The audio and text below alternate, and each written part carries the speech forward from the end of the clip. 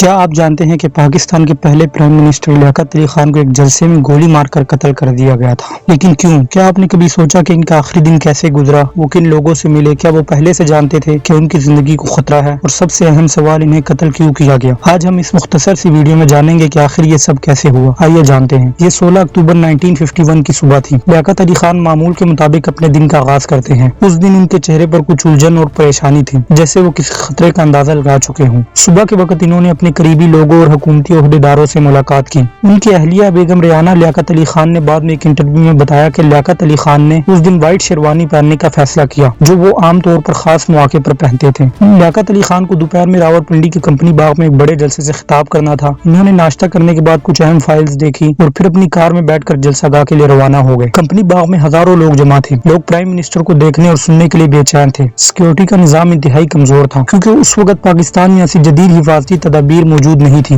لہٰذا لیاقت علی خان جلسہ گاہ میں داخل ہوئے۔ لوگ ان کے لیے نعرے لگا رہے تھے۔ انہوں نے تقریر شروع کرنے کے لیے مائک کے قریب قدم بڑھایا اور بس پہلا جملہ ہی بولا تھا کہ اچانک 2 گولیاں چلنے کی آواز آئی۔ لیاقت علی خان کو سید اکبر نامی شخص نے گولی ماری، جو افغانستان کا شہری تھا۔ پہلی گولی ان کے سینے کے بائیں جانب لگی اور وہ زخمی ہو کر گرنے لگے تو قاتل نے دوسری گولی بھی چلا دی اور یوں لیاقت علی خان زمین پر گر گئے۔ لیاقت علی خان نے زمین پر گرتے ہوئے کہا، اللہ پاکستان کی حفاظت کرے۔ یہ ان کے آخری الفاظ تھے۔ اسی دوران جلسے میں بھگدڑ مچ گئی۔ لوگ حیران تھے کہ یہ سب کیسے ہو گیا۔ پولیس نے فوری طور پر سید اکبر کو پکڑنے کی کوشش کی، لیکن حیران کن طور پر اسی وقت کسی نے سید اکبر کو بھی گولی مار کر ہلاک کر دیا۔ لیاقت علی خان کو فوراً ہاسپٹل لے جایا گیا، لیکن حیرت کی بات یہ ہے کہ ہاسپٹل میں کوئی انتظامات مکمل نہیں تھے۔ ڈاکٹرز نے خون دینے کی کوشش کی، لیکن اس وقت ہاسپٹل میں ان کے خون کا گروپ ہی موجود نہیں تھا۔ چند ہی لمحوں میں پاکستان کے پہلے پرائم منسٹر شہید ہو چکے تھے۔ پاکستان کے ریڈیو پر اعلان کیا گیا کہ وزیر اعظم لیاقت علی خان شہید ہو چکے ہیں۔ پوری قوم صدمے میں تھی، لیکن اصل صدمہ تو یہ تھا کہ یہ قتل ہمیشہ کے لیے راز بن گیا، جو آج تک حل نہیں ہو سکا۔ لیاقت علی خان کے قتل کے بارے میں عموماً 4 نظریات پائے جاتے ہیں۔ نمبر 1، لیاقت علی خان نے کشمیر کے معاملے پر ہندوستان کے خلاف سخت موقف اپنایا، اس لیے کچھ لوگوں کا ماننا تھا کہ ہندوستان کی ایجنسیوں نے لیاقت علی خان کو قتل کروا دیا۔ نمبر 2، اس وقت امریکہ اور USSR کے درمیان کولڈ وار چل رہی تھی۔ چونکہ لیاقت علی خان نے روس کی بجائے امریکہ سے دوستی کی تھی، اس وجہ سے کچھ لوگ کہتے ہیں کہ امریکہ کو خدشہ تھا کہ وہ دوبارہ USSR کی طرف جا سکتے ہیں، اسی لیے انہیں راستے سے ہٹا دیا گیا۔ نمبر 3، یہ بھی کہا جاتا ہے کہ پاکستانی بیوروکریسی اور اسٹیبلشمنٹ کے کچھ طاقتور لوگ لیاقت علی خان کی پالیسیوں سے خوش نہیں تھے۔ وہ چاہتے تھے کہ پاکستان میں جمہوری حکومت کمزور ہو تاکہ فوجی طاقت مضبوط ہو سکے۔ نمبر 4، قاتل سید اکبر افغان شہری تھا، اس لیے کچھ لوگ کہتے ہیں کہ افغانستان کی حکومت جو اس وقت پاکستان کے خلاف تھی، انہوں نے لیاقت علی خان کو قتل کروایا۔ یہ تھے وہ 4 نظریات جو عام طور پر لوگوں کے ذہنوں میں پائے جاتے ہیں۔ البتہ سچ کیا ہے یہ ابھی تک کسی کو پتہ نہیں چل سکا۔ پھر لیاقت علی خان کے مرڈر کے بعد جب گورنمنٹ کی طرف سے قتل کی انکوائری کی گئی، لیکن ثبوت نہ ہونے کی وجہ سے کسی بڑے مجرم کا نام سامنے نہیں آیا، کیونکہ قاتل کو موقع پر ہی مار دیا گیا تھا اور سیکیورٹی سسٹم بھی انتہائی خراب تھا، اور بعد میں تحقیقات کو بھی دبا دیا گیا۔ یہ تمام باتیں اس طرف اشارہ کرتی ہے کہ یہ اپنے ہی لوگوں کی سازش تھی، جسے جان بوجھ کر دنیا سے چھپایا گیا۔